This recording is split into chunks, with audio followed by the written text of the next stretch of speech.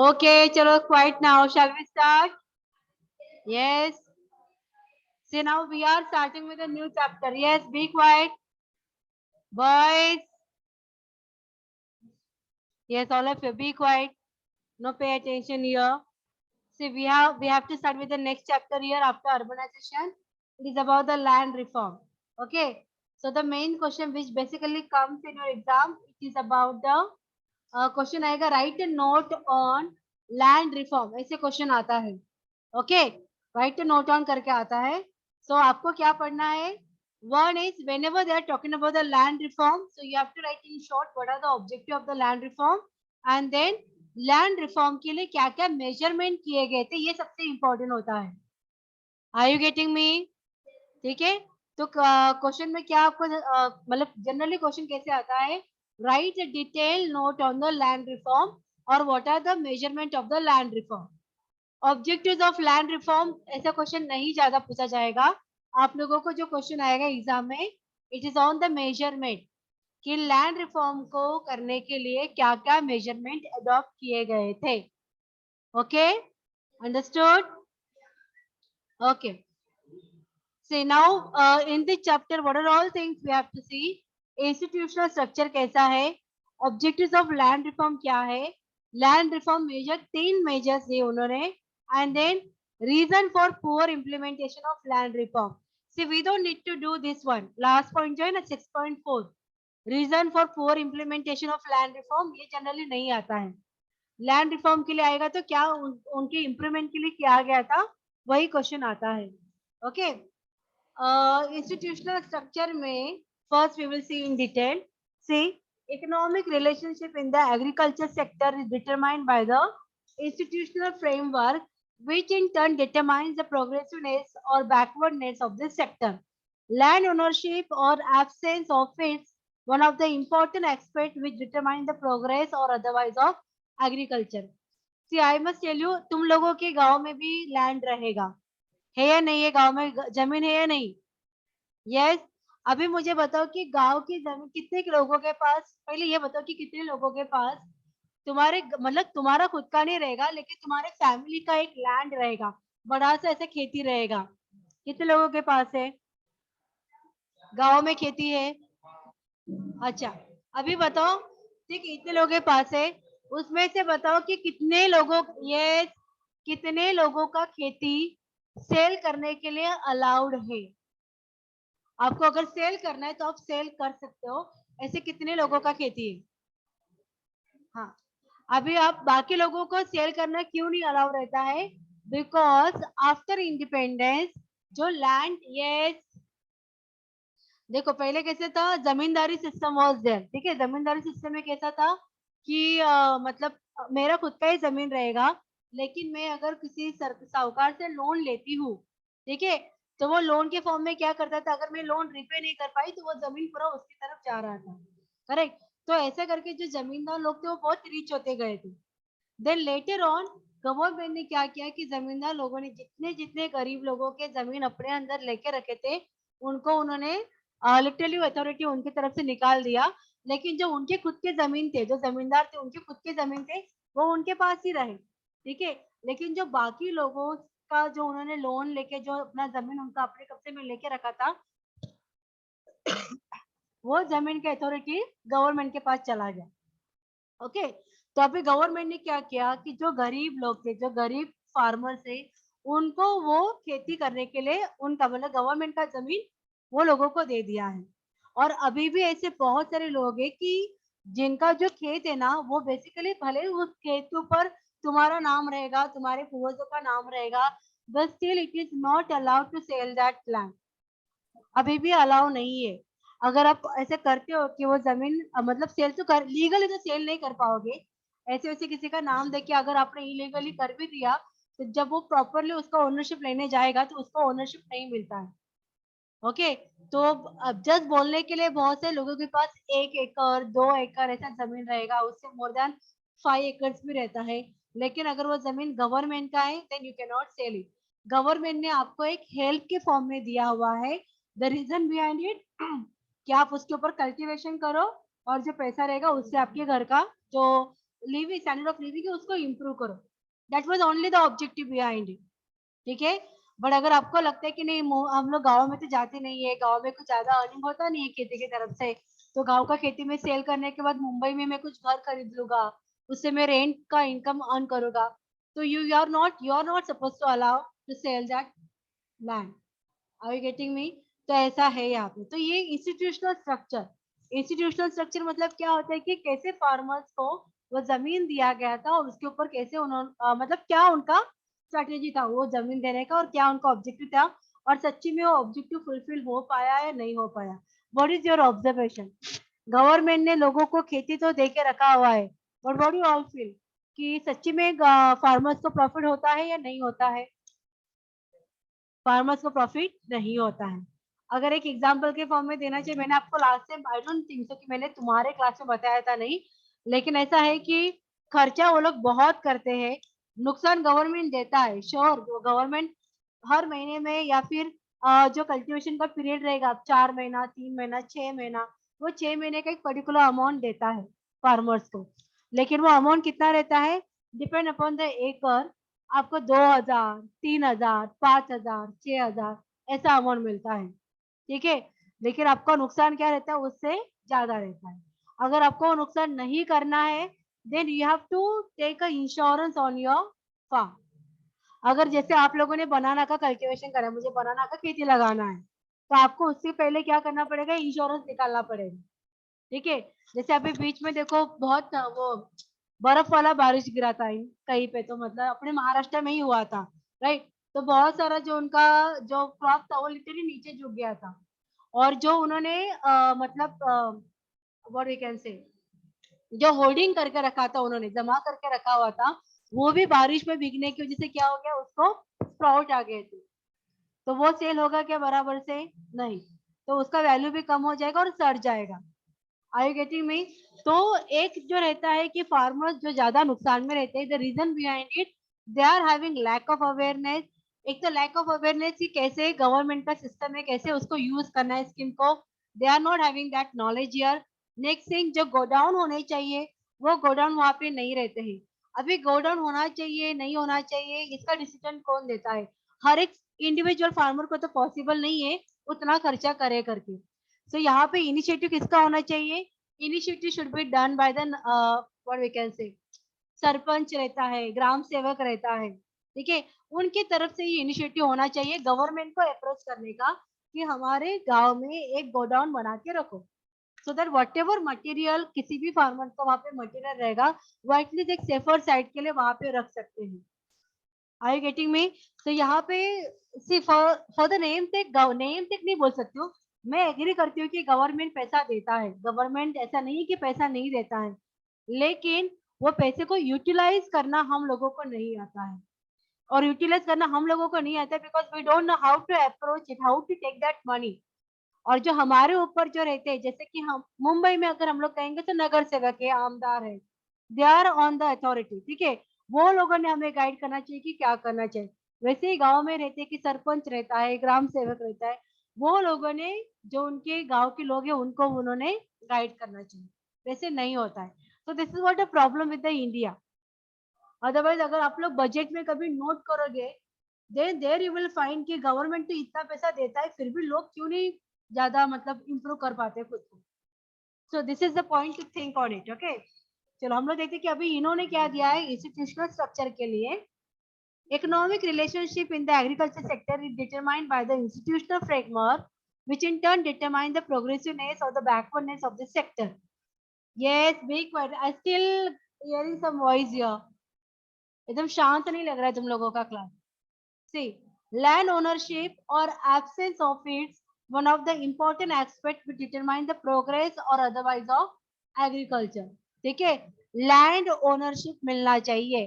भले वो लैंड तुम्हें गवर्नमेंट ने दिया है, लेकिन अगर आप उसके ऊपर प्रॉपरली कल्टीवेट कर रहे हो then obviously you should get the good earning. ठीक है. Then in a broad sense the institutional structure of agriculture can include other arrangement like agricultural finance, marketing, price policy, research and development and all other supporting system here. मतलब भले ही तुम्हारे पास production है, तुम लोगों ने बहुत अच्छा कल्टीवेशन करके तुम्हारा क्रॉप अच्छा हुआ, ज्यादा प्रोडक्शन मिला तुम लोगों को, बट अगर वही प्रोडक्शन ज्यादा अच्छे रेट पे नहीं गया, then obviously there is no meaning of having maximum production. Are you getting me? तो प्राइसिंग पॉलिसी बराबर होनी चाहिए, मार्केटिंग स्ट्रेटेजी बराबर होनी चाहिए, then definitely you will able to get the more earning through this. Okay, the institutional setup in the agrarian economy divides the people broadly into landlords and the tenants. एक तो रहता है कि landlord जिनका जो ओनरशिप है, और tenant मतलब क्या रहता है कि किसी और की जमीन के ऊपर हम लोग काम कर रहे हैं, वैसा। ठीक है। इन इंडिया, अभी वो लोग स्टार्टिंग से बता रहे कि ब्रिटिश की टाइम से क्या था। In India under the British rule, for the convenience of revenue administration, a different variety of land tenant relationship came into existence. The system made a few to have a control over the land, virtually turning them into the landlords. जैसे मैंने आपको बोला कि जमींदारी system, ठीक है। जमींदारी system में कैसा था कि मेरा जमीन है, लेकिन मेरे मुझे पैसा नहीं करके मैंने उनसे पैसा ले ही लिया लोन के फॉर्म में, ठीक है। मैं पैसा रीपे नहीं कर पाई, तो वो उनके पास चला गया। Okay, so there was not a proper system. The vast majority remained as tenants with no ownership right, but duty bound to cultivate land, surrendering a major part of the produce to the landlords.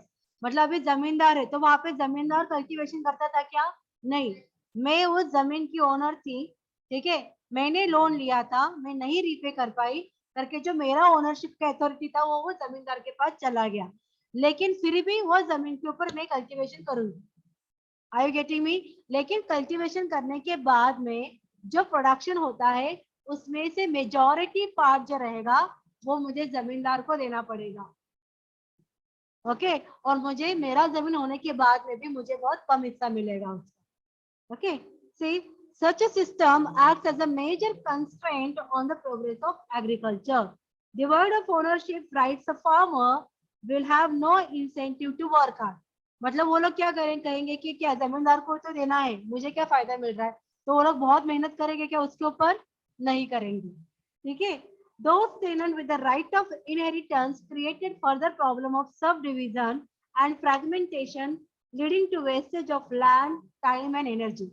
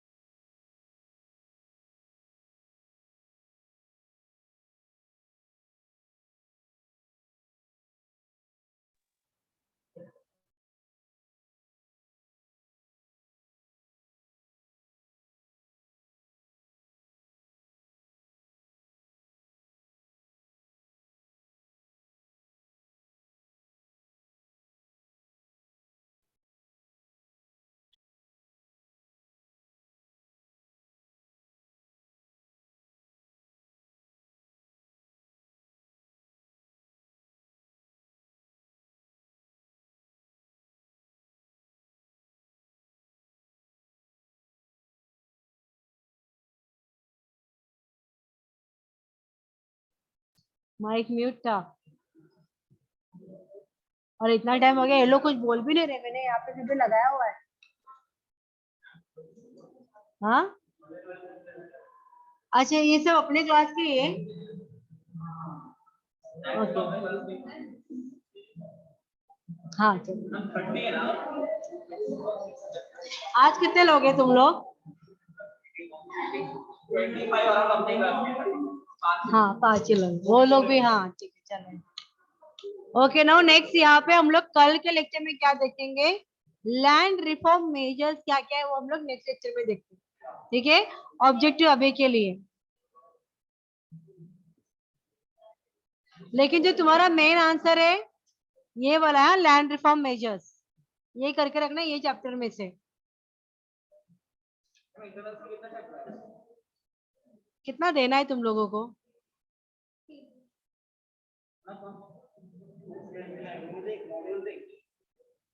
अभी हम लोग 6 पे ही है, 27 module है, लेकिन ये सब तुम लोगों को आते हैं, मतलब सार्क ये जो यहाँ से है ना, हाँ इंडिया फॉरेन ट्रेड है ना, यहाँ से तुम लोगों को सब आता है। बैलेंस ऑफ पेमेंट तुम लोग को पता है, यस। बीओपी पता है नहीं पता है? हाँ देन फॉरेन डायरेक्ट इन्वेस्टमेंट पता है, सार्क एशियन डब्ल्यूटीओ सब पढ़ा हुआ है। हाँ मनी मार्केट पता है, आरबीआई का मॉनेटरी पॉलिसी इकोनॉमिक्स में पढ़ा रहेगा तुम लोगों ने। हाँ कमर्शियल बैंकिंग इन इंडिया पता है।